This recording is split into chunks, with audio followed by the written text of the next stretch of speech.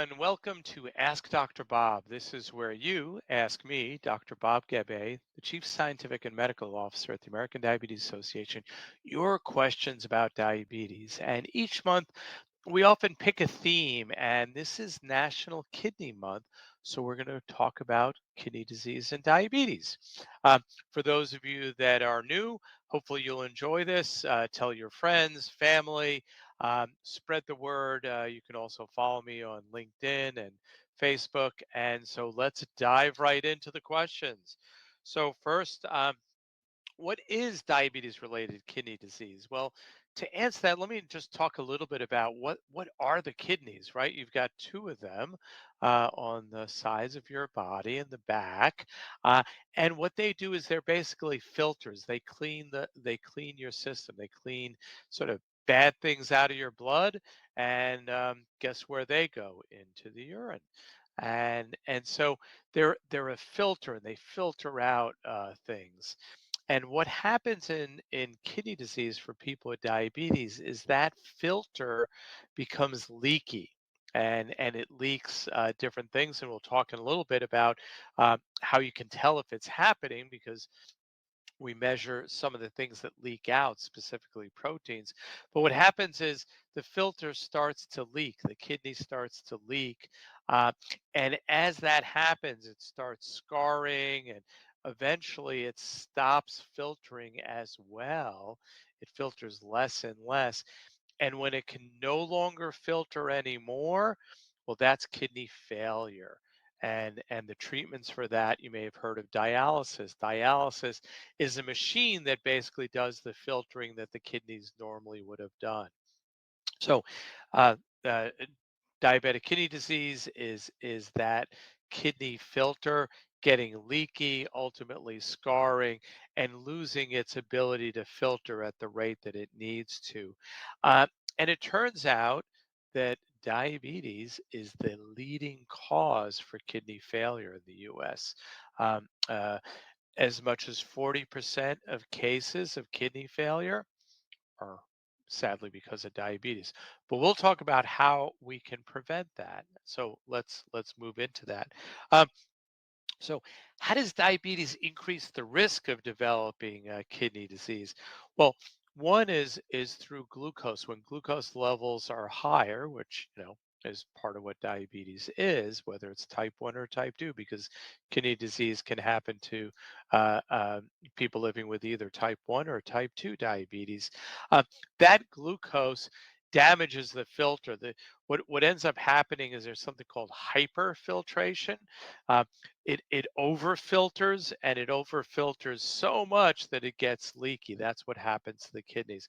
So diabetes, because of the high glucose levels, damages the kidneys. But also diabetes also often people with diabetes have high blood pressure, and high blood pressure is essentially more flow into that filter, damaging that filter. So high blood pressure plus high glucose levels damage the kidneys, and that's what leads to kidney disease for people with diabetes.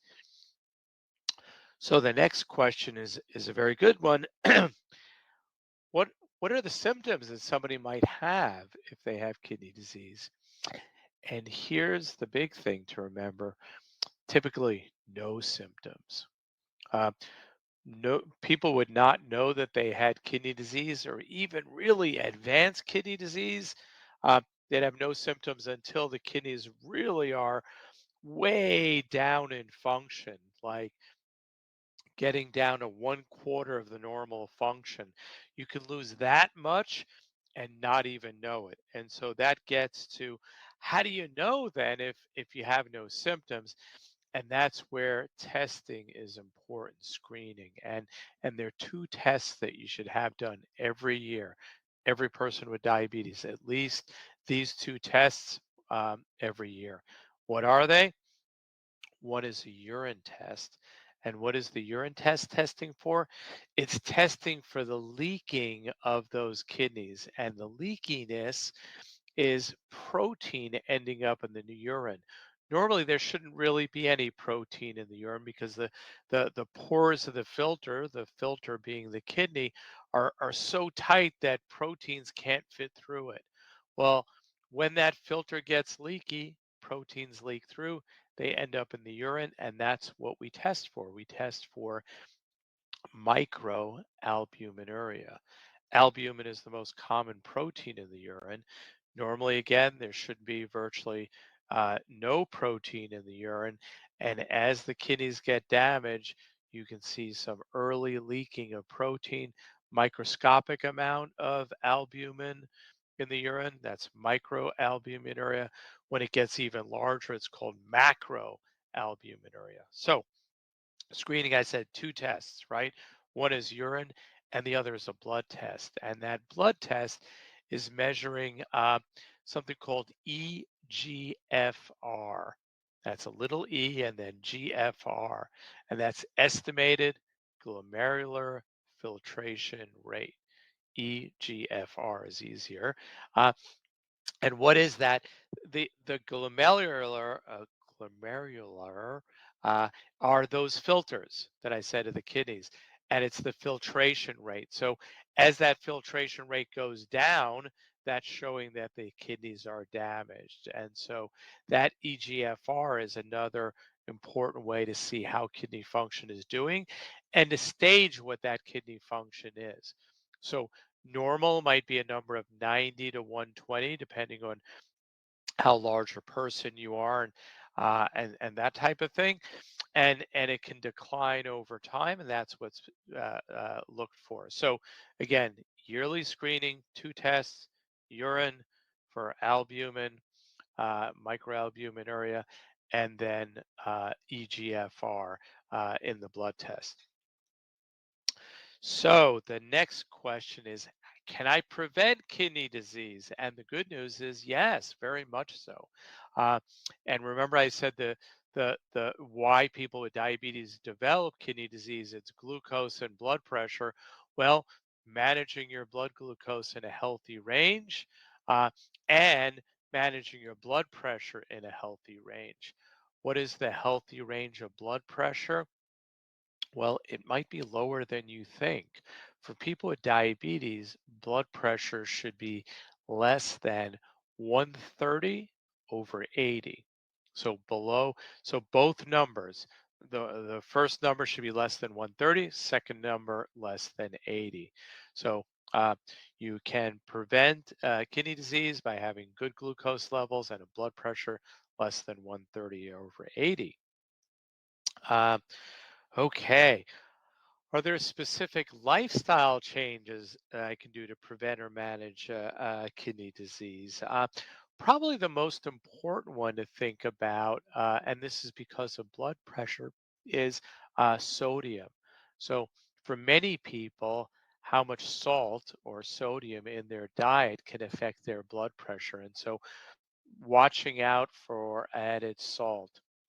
And you might say, I don't add any salt in my food. Well, if you eat anything that's canned, you can almost guarantee it has a lot of salt in it because it's used as a preservative. So look at packages or to see the amount of sodium that's in your foods because you may, even though you're not adding any salt, you may be getting a lot of salt in your diet. So that's probably the biggest lifestyle change. And of course, a healthy lifestyle of regular exercise is also good for you. Okay, we're rattling through these questions. We've got maybe two or three more. So, are there any medications that can help with the progression of kidney disease? So, yes, uh, this is really the other big breakthrough over the last few years is we have medicines that could really slow down the loss of kidney disease. So, why is that so important? You may have heard this, when you were, I know when I was a kid, it was like, well, you have two kidneys, but if you lose one, no problem because you've got an extra one. And that's true. You can lose half your kidney function and everything else can be completely normal and you would have no problems having half the amount of kidney function.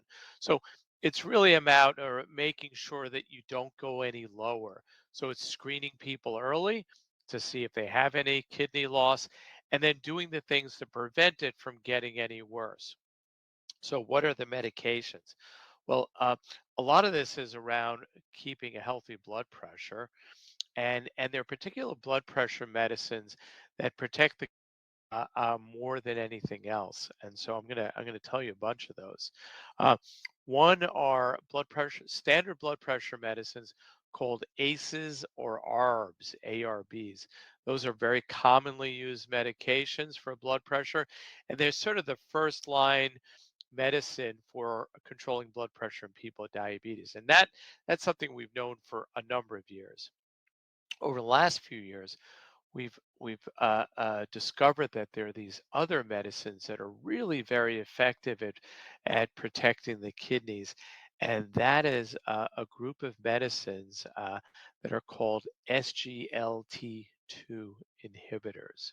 That's a mouthful. I'm going to say it again. SGLT2 inhibitors.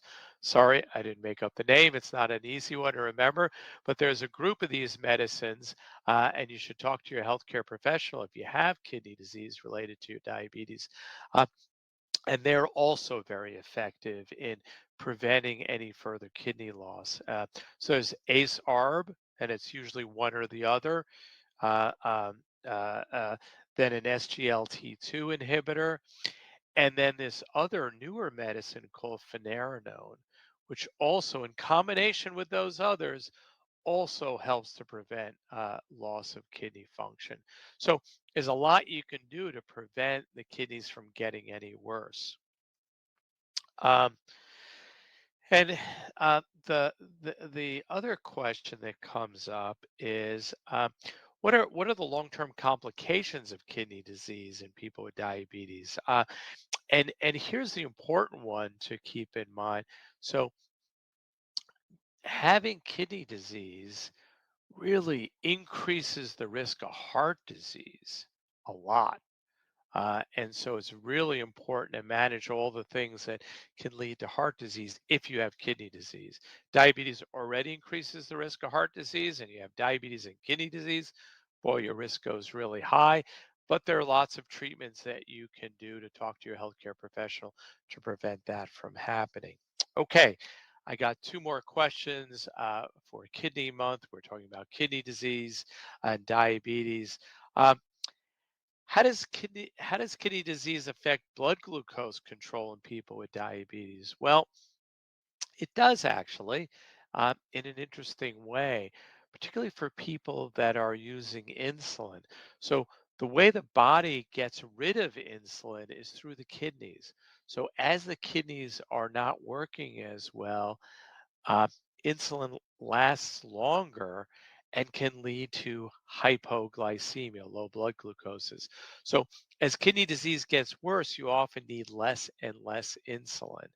And because the kidney is responsible for getting rid of other potential medications, many medications often need to be adjusted in terms of their dose for people with kidney disease.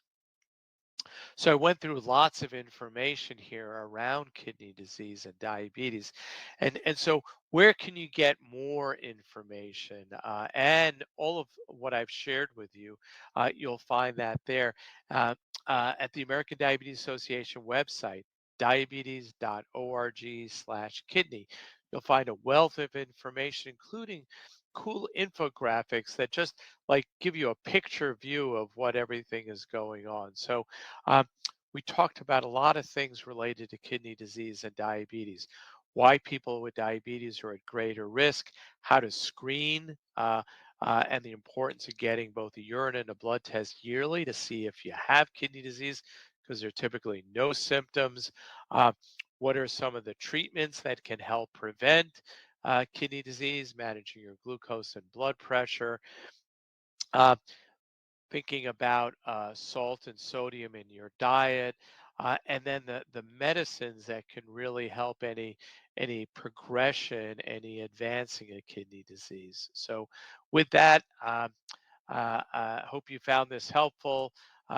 Please suggest this program to your friends and family if they're interested, if you've enjoyed it. Send questions for next month and see you on social media in the interim, and take care of yourself.